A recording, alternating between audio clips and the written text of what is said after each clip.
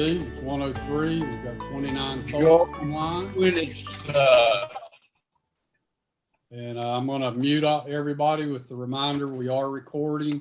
I will remove protected health information as I. George, when is your heart? All right. I'm muting all now, Steve. It's all yours. All right, thank you, Cecil. And welcome once again to the Waynesville Rotary Club. We got 29 or 30 people on board now, so that's a good number. Let's see, is Mike McKinney on? No, Bill Alsbrook is taking his place. Get over to Bill Alsbrook for our invocation. For the past year, this pandemic has been difficult for everyone, and the political strife has made it worse. Everyone's weary, and at times we're a little jangled. I, for one, long to see a maskless face, to shake a hand, to clap someone on the back, even just touch someone. And for someone to clap me on the back and touch me as well. And I long to hug my children and grandchildren. I'm sure all of you can identify with that. Certainly all of us need peace right now. A few months ago, I ran across a couple of Bible verses that have been meaningful to me during this time. And it's from Isaiah 26, verses 3 and 4. And it says, "You will keep in perfect peace those whose minds are stayed on you because they trust in you. Trust in the Lord forever, for the Lord himself is the rock eternal." Let's pray. God, we thank you for this time of Rotary Fellowship, albeit via Zoom. You've heard our prayer concerns. Give us your peace. Refresh us in our weariness. Steady us. Indeed, help us to trust in you forever. Amen. If you'll join me for the Pledge of Allegiance, I pledge allegiance to the flag of the United States of America and to the republic for which it stands, one nation, under God, indivisible, with liberty and justice for all. And the four-way test of the things we think, say, and do: is it the truth? Is it fair to all concerned? Will it build goodwill and better friendships? Will it be beneficial to all concerned? Thank you, Bill. Looking through, trying to find some announcements. The only thing I can see that's kind of carried over is if you get your second vaccination, please send Cecil a note so that he can keep a directory so we can know when we have our herd vaccination things completed. I do want to say it's good to see Terry Warren on board with us today. It's good to see you there, Terry. Are there any other announcements? Steve Brown. Can y'all hear me? Yes. Oh, good. Well, I thought, Cecil, if you don't mind, I've been archiving some of the great pictures that Mary Ann has shared with me of past pancake days. And I've been scanning in for the last week, and I found a few interesting ones that involve some of our Rotary members. So if you allow me to do that, I'll show three real quick. I think that may be of interest, would kind of be cool for the club. And then I'll give you the great news about my pitch last week and where we are with sponsoring for the Pancake Day. Go right ahead. Good? Okay. Let me find my button, Cecil. I have to go.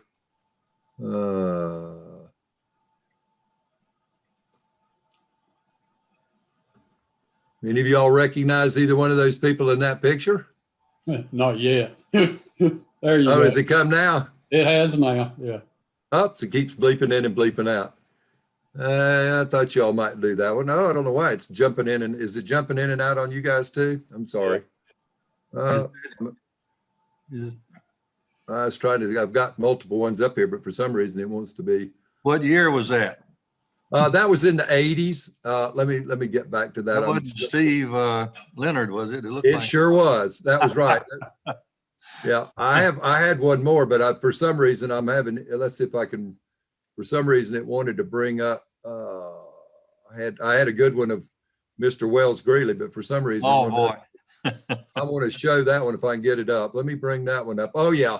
Cecil, let me do one more and I'll quit. It's your, Okay, let me bring you guys back up. Oh, my thing is not being hateful today. Well, I may not be able to, Cecil. I'm having trouble with my. It's not wanting to share anymore my screen for you. Oh, let me. you may have to stop and then start again on. I found it. Yeah, I'm sorry. I apologize. Here's one more for you. See if you recognize anybody in that picture. Oh, there we go. As well. Yeah. Oh, is that our former member of the Rotary Club there with him? That's it, Lawrence. Lawrence. Oh, great. And there's another one with one of our Rotary members in there Oh, too. who's the pretty young lady there? I think I Yeah, know that her. pretty young lady. That was taken back in the mid 80s too, late 80s, early 90s. I actually had a little bit of hair then, believe it or not. She doesn't look a day different, does she? No, she doesn't. And there's one, my last one for the day. Y'all hadn't seen that one. There's another great one of Mr. Wells Greeley. Love it. Anyway, In that first picture, you had Gail Robertson as well. yes, that's correct. And Leroy's. Remember this That's club? correct. I'll do real quick, Cecil. The good news is, and President Steve, is that after my pitch for us being a sponsor for the Pancake Day, which will be held virtually, and you will be getting information and emails, and the website is up at the church, and we have commemorative t-shirts available for church members and anybody else. But I encourage y'all to check out the website at the First United Methodist Church. But after last week's plea, we're only $115 short of raising $1,000. And I'm really, I want to give a big shout out to all of the people that stepped up. I think we had about 16 or 17 members that contributed anywhere from $10 up to $250. So if there's anybody on the meeting today that didn't do it, just send Cecil or send me an email and let me know, and we'll add you to the list. And actually our logo's already up on the website. I went ahead and put it up there, and we appreciate it. And I'll get more information to you specifically about you when you stop by the church and pick up your packet and all of that. We've got more information coming. And if you happen to be a member of our church or don't, go to YouTube. It's either this Sunday or next Sunday. There's going to be a skit that's hilarious that involves the Pancake Committee, which if you are a member of our church, we're called the Not Ever Ready for Primetime Players because we're awful, but it is kind of funny. So thank you guys and ladies for all your support. And we look forward to celebrating a virtual Pancake Day this year on February 23rd. Thank you, Cecil. And thank you, Mr. Steve, President Steve.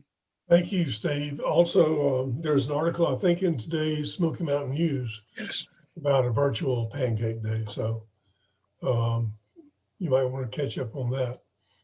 Any other announcements? I have one, and also I think Sandy or Rick were both wanted to mention CART. Or are you going to wait to the end for that one? Okay. Sandy's going to introduce the speaker, Okay. and Rick's going to make a pitch after. Okay. I'll mention mine. As I have my treasurer's hat on with this one, we are in the process of reworking our accounting package through DACDB. So if you go in right now and were to look at your accounts, it would not be correct. So I know many of you have made payments. I'm holding those in abeyance to avoid double and triple data entry. But we'll have that up and running, the new package up and running, hopefully within the week. So I just didn't want you to go look at your account and think you had missed a payment or I'd missed it or something. I do have a number of checks and to apply once we get it up and running. So just so you're aware of that. And of course, if you've not paid yet, please do so. We need to send our Polio Plus pledged money in, and not everyone has covered their pledge yet. So Rick Shaw, I misspoke this morning when I said I would send that next week. We need people to get those pledges in first. Thank you, President Steve. Thank you, Cecil. We're trying to work a little more with DAC-DB and the capabilities that it has to where we can generate some of our financial statements directly from that and then turn those over to Mark for his review.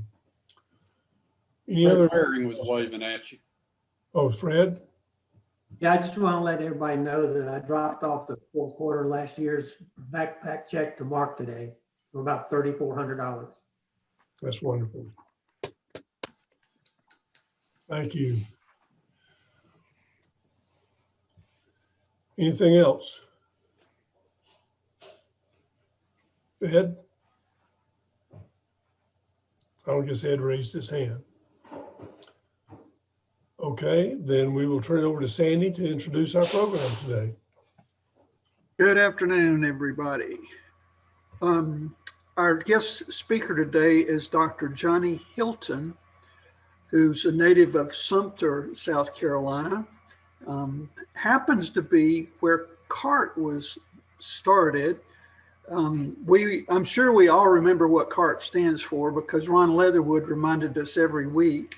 But just in case you've forgotten, it's Coins for Alzheimer's Research Trust. And one of the things I miss about from our live meetings was the little blue bucket going around each week reminding us to give a dollar for Alzheimer's research. Johnny's going to tell us more about it. He's the past president of the Sumter Rotary Club and VP of the Finance for CART Fund Executive Board. He's a graduate of Carolina, and that would be the red Carolina, not the blue one. Only the real Carolina. I thought you might add that. You might get a little resistance from this group, Johnny. He has a BA in political science, a master's in secondary education, and a PhD in education administration. He taught economics, American government, and world geography at Sumter High School, served as assistant principal there, and then served as 25 years as principal of Millwood Elementary School. He is still a member of the Sumter School District Board of Trustees. Johnny has two children, John, 34 years old, who's an attorney and real estate broker, is married to Paige, and they have a son, John IV, who's 18 months old. And he has a daughter, Margaret, who is a mental health counselor living in Asheville, practically a neighbor of us. Johnny enjoys making music, riding horses, running bird dogs, swimming, and spending time with the family. And hopefully he also will enjoy spending time with us, telling us about CART. So Johnny, thank you for being here today. Thank you, Sandy. Thank you so much for inviting me in. And I thank Rick Shaw also. I think Rick might have had something to do with this invitation. Rick is a great guy, as y'all know, and we miss Rick down here in Sumter, South Carolina.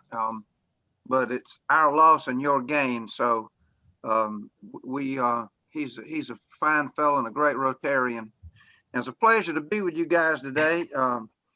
Happy New Year, I guess. We're almost into February here. It's almost Groundhog Day coming up on Tuesday. And so I'm hoping that Punxsutawney Phil will not see his shadow and will stay out, and we can have an early spring. It's been chilly down here in South Carolina this winter. But anyway, thank you so much for having me. I am a member of the Sumter Rotary Club, and the Sumter Rotary Club is where the CART Fund was originated.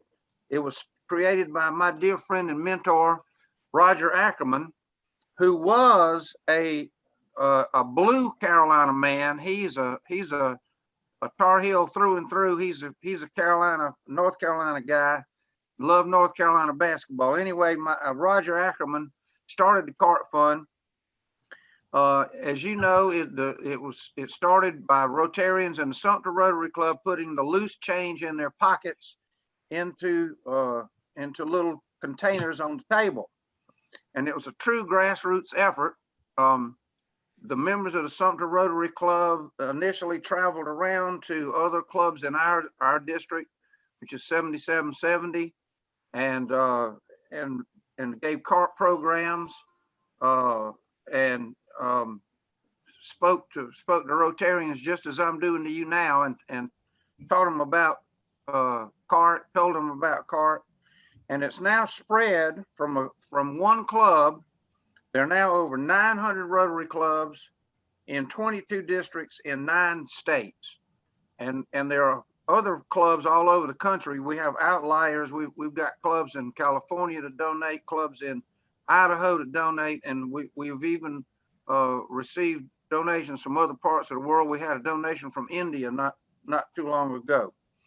So the CART Fund's mission is to raise funds to provide seed money for cutting edge, high impact research in hopes of finding a cure and a prevention for Alzheimer's disease. Now, one of the unique things about CART is that 100% of our donations go to research. And so you might ask, how is this accomplished? Well, we're a volunteer organization. We have a 12-member executive committee, and for the most part, everybody that works for CART is a volunteer. We do have an executive director, Bill Shillito, which many of you know, which is from District 7670, is our executive director, and he does receive a small consulting fee. But for the most part, we're a volunteer organization. And Roger's plan was that is pretty smart. We award these grants for over a 2-year period, and we pay these grants in 4 installments. And so if we award a $100,000 grant, we give $250,000 the first installment, and then we invest the other, we give $25,000, excuse me, and invest the other $75,000, and we're drawing interest off of it. So over the years, we've accrued quite a bit of money, interest, which we use to pay the expenses. And so we do have some expenses for Bill's small consulting fee, but before COVID, we had an annual meeting, and we would go to district meetings, we would go to zone meetings, we've gone to RI international meetings, and of course there's some expenses associated with those, but all those expenses were paid from the interest that we earned on our investments. So the truth is that 100% of every dollar that goes in a bucket, or every penny that goes in a bucket, goes to research. So the grants get paid over that 2-year period. The money that's not paid out until later on is drawing interest. Now, it's true, interest rates are almost negative now. You got to pay the bank to keep your money there. Is about the situation these days with interest rates, but over time we have accrued some money and that we're using to continue to pay our expenses. Now we realized, however, that there was a small glitch in our statement that 100% of funds went to pay research, and that glitch was on our IRS tax return. 501c3s have to file a 990 tax return, and our tax return was showing that we had expenses.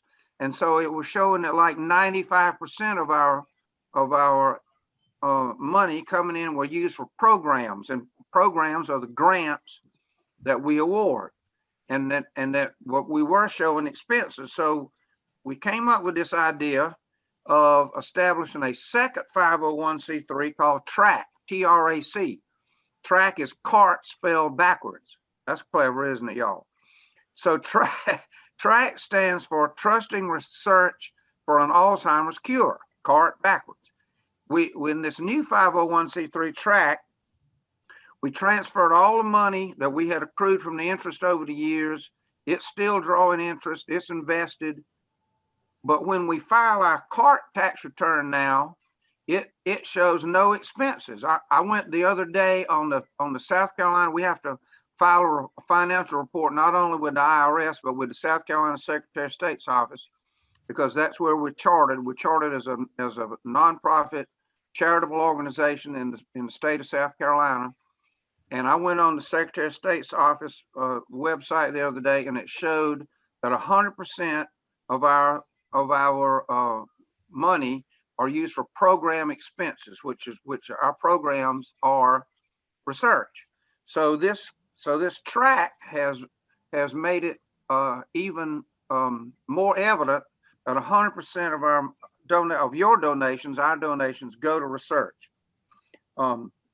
And we've actually had people that have helped us raise money for track. We've had donations from Ash and Liz Rothlein, and we've had donations from Norm Rogers up in the 730, his district. You might remember a fundraiser called Cars for CART, and all that money went to track to help us pay our expenses. So we're awarding these grants. We have a team of scientists that help us decide who's going to get this grant money. So this year we've had as many as 80 grant applications in a single year. This year, I think we had close to 30 grant applications. And our VP for grants is Dr. Gary Goforth, who's down in Florida. The CART executive teams all over the Southeast. We have folks in Florida, South Carolina, North Carolina, Georgia, and Virginia. But anyway, Gary Goforth sends out these requests for proposals for these grants. And this year we had approximately 30 applications to come back in. Well,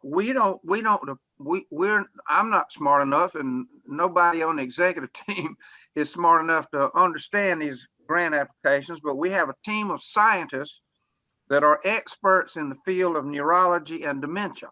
And they are Dr. Alan Levy at Emory, Dr. Carl Harrop at the University of Pittsburgh, and Dr. Julie Schneider at Rush University Medical Center. And these experts go through these grant applications, and they pick some folks to submit a more detailed proposal.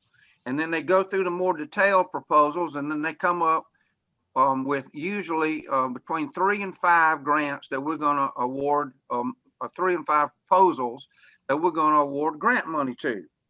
So we're looking for proposals. We have talked to these scientists, and we've explained to them, and they know all about CART. We want them to identify proposals that are exploratory and developmental in nature.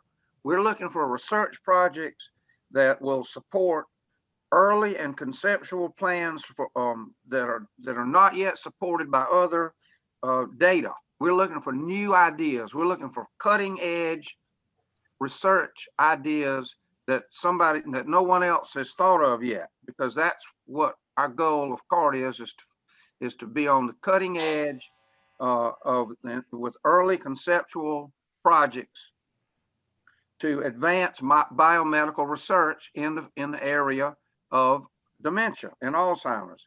Now, the National Institute of Health, which is part of the federal government, they are the big dogs in providing money for research in the world of medical research. One of the issues that we deal with, however, with Alzheimer's research is that the NIH, the National Institute of Health, provides way more research money for cancer research and for heart disease than they do for Alzheimer's research. And you know, cancer is an important thing to find a cure for. Heart disease is an important thing to find a cure for, no doubt. But the cost of caring for Alzheimer's, it has begun to far exceed the cost related to cancer problems or heart disease problems. And I know this sounds a little indelicate, shall we say, but these days, most people, when they get cancer, either they get better right away or they don't get better. Or if you have heart trouble, either you have a heart attack, either you get better or you don't get better, if you follow what I'm saying. But when people get Alzheimer's, it's a long, protracted illness, which takes not only a financial toll on the families, but it takes an emotional toll. And I don't know if you've ever had a family member with Alzheimer's, but I have. And it is a heartbreaking thing when your mother doesn't know who you are anymore and can't call your name and forgets how to play the piano, a gifted pianist, for example. So the cost, financial cost of Alzheimer's has begun to far exceed the financial cost of cancer and heart disease. The emotional cost of Alzheimer's has begun to exceed the emotional cost of heart disease and cancer. Now, don't get me wrong. I don't want cancer. I don't want heart disease, and I don't want Alzheimer's either. So all these are worthy causes, but it's projected that by 2050, 14 million Americans will be suffering from Alzheimer's. Today, there are about 6 million Americans that are suffering from Alzheimer's disease. So this problem promises to get worse.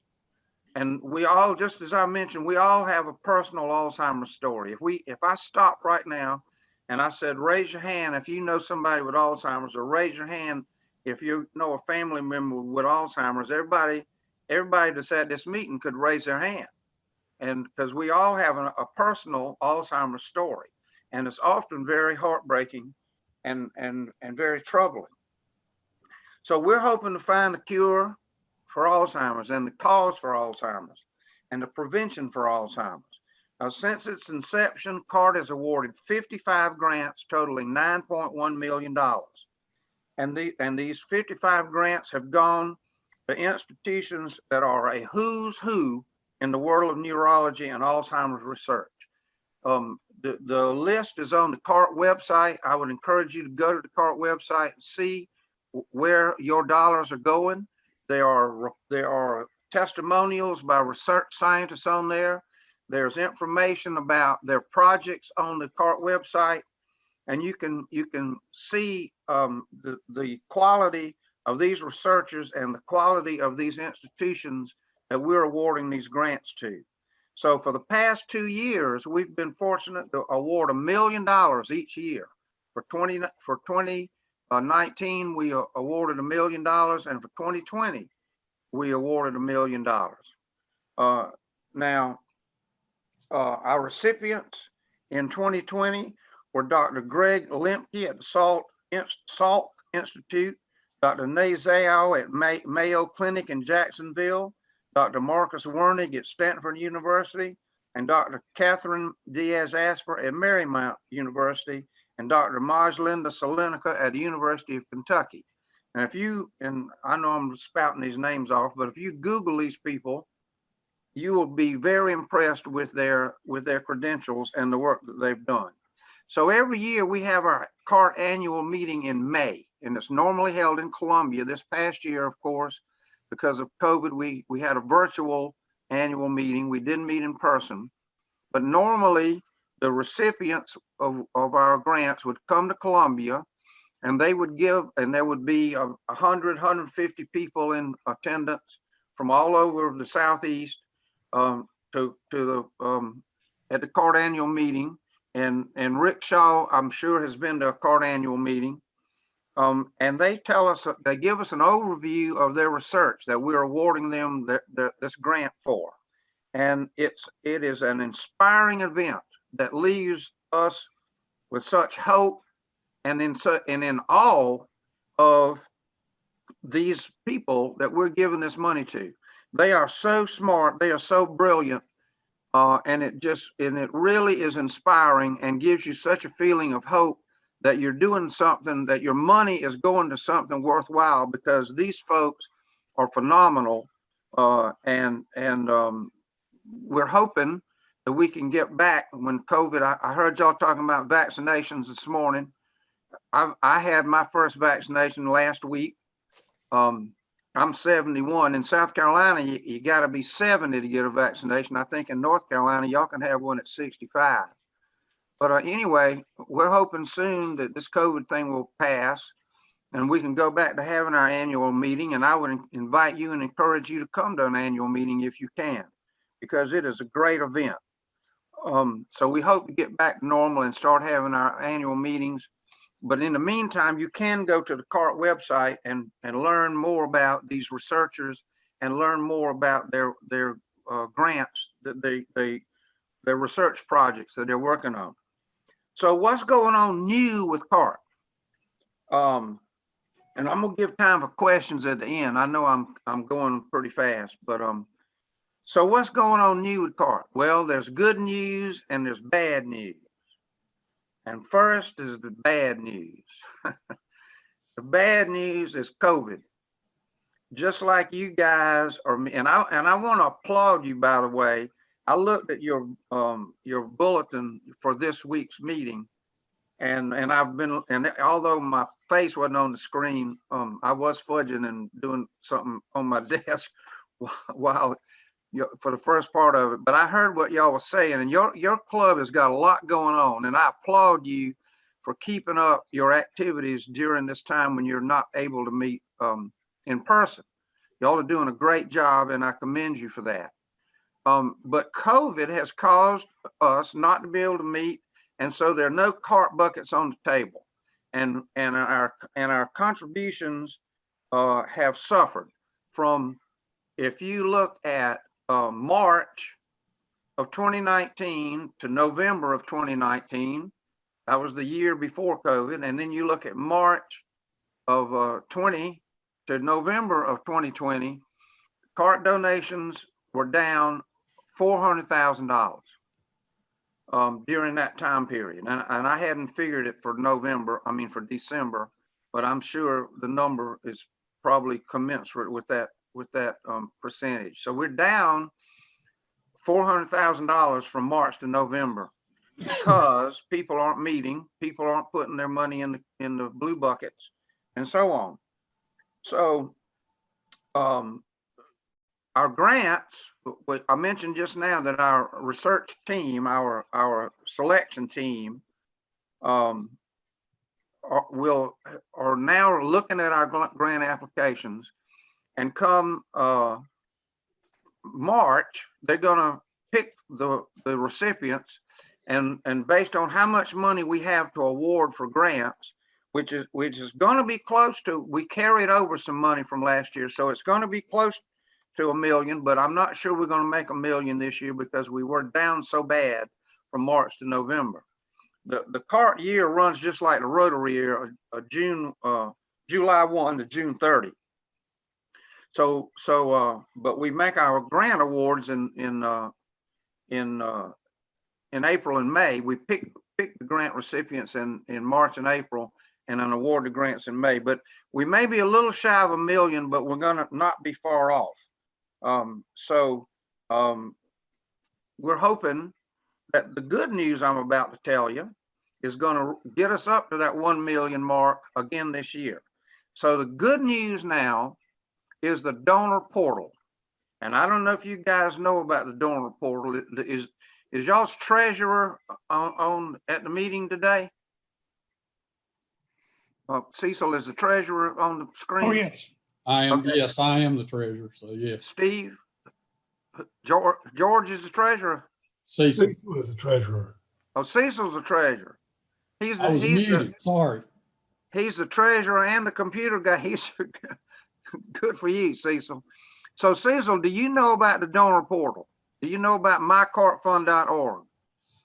I am minimally aware of it. I know what it is, but we have not, to my knowledge, made use of it. Well, I would encourage you to investigate because it is a great thing. This donor portal was developed by Terry Weaver, who's a Rotarian in 7750 down in Greenville, South Carolina. And you can log on to www.mycartfund.org and you use your DAC-DB logon, the same username and same password that you use to log on to DAC-DB. Now, you know, some of y'all know that and some of you don't. But you sign in using your DAC username and your DAC password.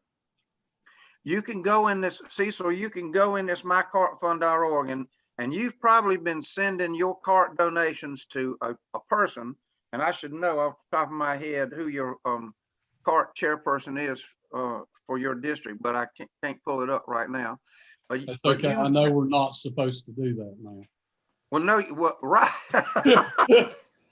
I do know that. Well, we're encouraging you to go directly to the portal, because when you go to the portal, you can make an EFT, an electronic funds transfer, directly from the Waynesville Rotary Club checking account to the CART checking account. And that's what I do. I work with the checking accounts down here in South Carolina. We bank with Wells Fargo, and another guy, Angus McDuffie, who's the treasurer, and I'm the VP of finance. And it's our job to keep money straight. But this portal has made it so much easier, because before all the money had to be kept on paper. You know, you had to keep a journal, a log, a ledger. And but now everything's electronic, and so it will keep a record of your club's donations. It will keep it, and you go on that portal, you can look at your club's donations for the last several years if somebody downloaded it in there. But it is a great thing. So not only can you go as the treasurer and make a donation, but let's say that that Sandy wants to go on there and make a donation to CART that y'all hadn't been meeting. He hadn't had a chance to put that $100 check in the blue bucket. So Sandy wants to donate $100 in honor of Cecil. Okay. So Yes. He can go to www.mycartfund.org.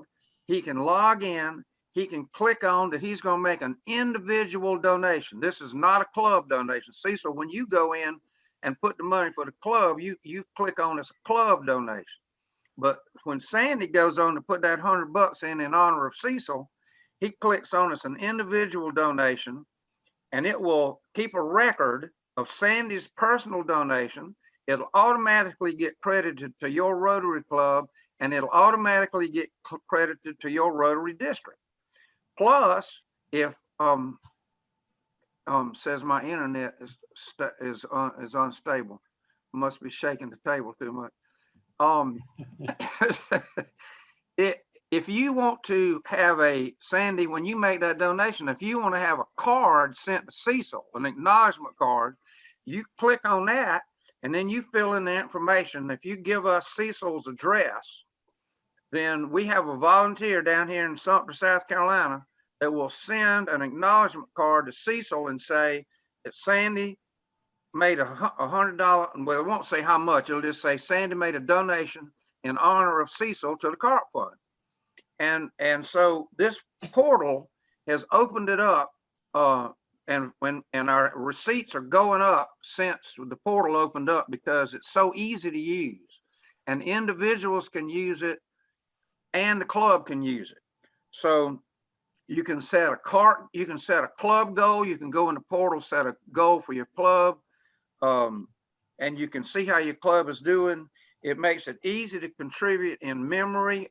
You know, if you had a loved one who passed away from Alzheimer's, or a club member's mother, for example, club member's mother passed away from Alzheimer's, and you want to make a donation in memory of Ms. So-and-so, you can go on the portal and we'll send an acknowledgement card to whoever you want. Another good thing is you can set up a recurring contribution, a recurring donation. I imagine that everybody in the Waynesville Club is a Paul Harris fellow or a sustaining Paul Harris member. You're donating $25 a quarter. It's coming automatically out of your dues and going to the foundation. Well, you can do the same thing on the portal. You can set it up yourself so that $25 a quarter or $10 a week or whatever you want to, how you want it to be, and automatically come out of your personal checking account or your credit card, either one, and you can become a Roger Ackerman partner in CART. We're working on starting a new campaign to ask Rotarians to become Roger Ackerman partners, just like we're all Paul Harris fellows and we're all sustaining members, and your club is a sustaining member club. The CART Fund is looking at giving clubs and individuals an opportunity to become a Roger Ackerman partner, because Roger was the founder of the CART Fund, just like Paul Harris was the founder of Rotary. So we're looking at a way to promote being a Roger Ackerman partner and have it set up with these recurring contributions that are coming through the portal. So I've been talking a lot here, haven't I? But I like the way you think, Johnny. Pardon me? I like the way you think, and I'm looking forward to that card from Sandy. Well, I know it's gonna happen. Yeah. Oh boy. So anyway, I would encourage all of you to go check out www.mycartfund.org and the CART Fund. It's two different websites, but if you hadn't been on the CART Fund website lately, you should do that. But for sure, go to mycartfund.org and check it out. Oh, and another thing, non-Rotarians, if somebody is, wants to donate to CART who's a non-Rotarian, they can go to the CART Fund website or to mycartfund.org and make a donation too. You don't have to be a Rotarian. You can go there as a non-Rotarian and make a donation to CART. So the CART website and the mycartfund.org donor portal is open this thing up to everybody in the world, everybody everywhere. So although COVID-19 has presented us challenges and our donations are down, we believe that this portal is going to help us out, and I encourage you to check it out yourself. So I appreciate this opportunity to be with y'all so much this morning. And I've heard Robert Hall say that Rotary gives ordinary people the chance to do extraordinary things, and I have found that to be true in my life. And it gave me a chance to meet Roger Ackerman. I wouldn't have known Roger had it not been for Rotary. And I met Roger, who was no ordinary person, I'll tell you that. He was an extraordinary fellow. But I'm thankful to Roger, and I'm thankful for Rotary for giving me the opportunity to become involved in all the projects of Rotary, but especially in the CART Fund, because I believe it's making a difference. And Rotary has given an ordinary guy like me a chance to do something extraordinary. And I challenge you to do the same thing, as I know y'all are, because as I said, I listened this morning and I saw the bulletin, and your club is doing many great things. So, and Roger always said that the best way to promote Rotary and the best way to promote CART was to get out and tell people our story. And so I hope I've done Roger justice this morning. I hope I've done the CART Fund justice this morning by sharing the CART story with you. And I'll be happy to answer any questions that y'all might have at this time. I've seen Paul Hogan's hand up for a long time. Yeah. First of all, Johnny, I want to congratulate you for this fund. Obviously, you're a great salesman too. But about 40 years ago, maybe 45, I was in Atlanta. My mother, who was the wife of one of the founders of Ochsner Clinic in New Orleans, doctor, and he could not take care of his wife and came up to us, stay with us for a while. We went to Emory. They knew nothing practically about Alzheimer's back then. Also, there were things that I had to do to get my wife a guardian. We had to find a place. There were not places for Alzheimer's patients at that time. We finally found a Baptist home that had a locked basement that they used at that time.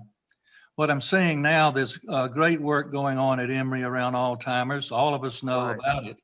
But I'm very concerned about families who have to put up with and are often burned out because of being the caregivers and Right. not understanding. At First Methodist Church, I know they shared space there.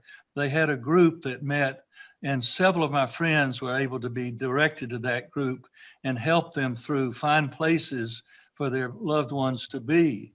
So I'm very interested in care that's going on. Is any chance that y'all's foundation would ever be able to do that? You know, money gets lost, I'm sorry, in research, and it goes down a hole really quick.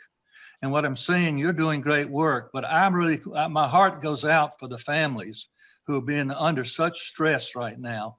And I know with COVID, they probably aren't able to meet at First Methodist Church, but I do know there are things we've got to do for care. Right.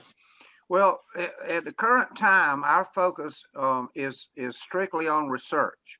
And I understand exactly what you're saying, and there is a need for respite, for care for family members, not just Alzheimer's patients, but for family members to meet in groups and talk to each other and share their stories and gain courage and hope by being together. But at the present time, our focus is strictly on research. Now, Yeah, well, I think our Rotary people and our churches need to be concerned about the other end of this, particularly in COVID. I don't know if that group is able to do on Zoom. They have little or no money to support them, Sandy. Mm-hmm.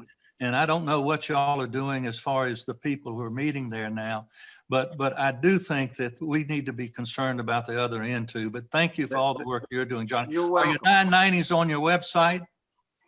I think, no, the 990s, our 990s are not on our website, but you can go to the IRS and pull them up. Okay, thank you. Yes, sir. Thank you for your question and your support. I appreciate it. Yeah, this is Mark Bumgarner, and I had a question. You're talking about Alzheimer's, and of course I understand it's hard to really determine Alzheimer's until maybe somebody passes and then they do an autopsy. But do you also work with other dementia problems? Well, our focus is primarily on Alzheimer's, but the researchers that we sponsor, they do work with other forms of dementia. And there are tests now that will, there's a gene, and I can't pull up the name of it, but you can have a gene test to see if you're a likely candidate for Alzheimer's. It has to do with they did that genome spectrum a while back, and now there's some sort of a gene test that if you have a certain gene that you're more prone to develop Alzheimer's later in life. So there are tests now, and our researchers, just like Paul was saying at Emory, they're not only, and at other institutions, they're not only researching for Alzheimer's, but they are researching for doing work on other forms of dementia. And some of our research actually has funded. There was a research project we funded a few years back that had to do with early identification of Alzheimer's, which had to do with something about the retina in your eye, that there was some test they were developing to look in the retina of your eye. And another research project we sponsored had something to do with voice recognition, which seemed really far out to me, but it was, they were conducting this research, and our researchers on our team thought it was a great idea of some sort of a voice test that would indicate early onset of Alzheimer's based on the way people were pronouncing words and excuse me. I must have it because I'm having trouble phrasing the way they phrased their words in their sentences. They were able to detect the possibility that they might be developing Alzheimer's. So that there are all sorts of research projects out there that are looking at all these different things, not only for Alzheimer's, but other forms of dementia as well. Thank you for your question, Mark. Thank you. Johnny, when did the CART program start there in Sumter? 1995, I believe it was. Let me flip back on my note. Yeah, October of 1995, Roger and a guy named Jack Bevins came up with the idea, and then unfortunately Jack passed away shortly after that, and Roger took the reins and ran it himself. So it's in October of 1995. That's wonderful. How many zones now are official sponsors for CART? Let's see, 33 and 34. Aren't those our zone? We're in 33 and 34. I think those are the zones. I thought it included Florida as well in 30, whatever. Well, it does include Florida. I'm not up on my zone map, but yeah, it does. Every district in Why you won't even notice it? Well, pardon me? Yeah, every district in Florida is supporting CART. So it's in Florida, Georgia, North Carolina, South Carolina, Virginia, Tennessee, Alabama, Maryland, and the District of Columbia. And they did some redrawing of a district, and part of Pennsylvania now is in the zone and the district that CART is part of as well. Are there any major breakthroughs that you've learned of? Well, you know, most of the research has been about plaques and tangles. The plaque is like a film that gets over your nerves in your brain, and the tangles are the nerve endings. They get tangled up some sort of a way, and those two things, the tau tangles and the amyloid plaques, are the two things that they've identified as the primary cause of Alzheimer's. Now, there have not been any breakthroughs in how to resolve this. You know, there have been projects designed to figure out these plaques. Many of the researchers call it like garbage, that your brain builds up this waste, this plaque, and that they're working on ways to keep the plaques from forming, keep the plaques from building up. Like you put Drano, your sink gets slow, so you put Drano in there. And I mean, it's the same concept according to these scientists, that your brain is just like you regenerate cells. You know, your body's always regenerating cells. And so there's things going on in your brain that are constantly clearing out bad stuff, you know, just like your blood in your body is running through, clearing out bad, taking oxygen, taking the good stuff in and taking the bad stuff out. That's the same kind of things are going on in your brain, but there have not been breakthroughs that I'm aware of as to how to speed up this process or improve this process to keep that plaque from forming or keep those tangles from forming. A very unscientific explanation, I'm sorry.